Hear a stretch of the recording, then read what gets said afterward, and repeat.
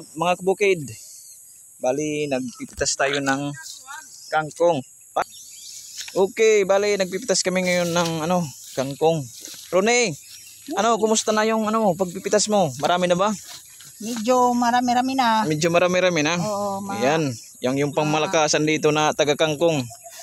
Pinulot daw siya sa kangkungan.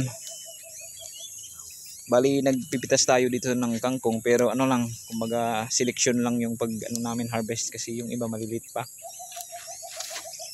Yan. So fresh na fresh yung natin na yun, kangkong.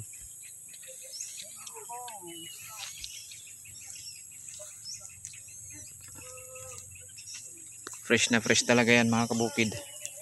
Bali binabawasan lang namin para magsabay-sabay.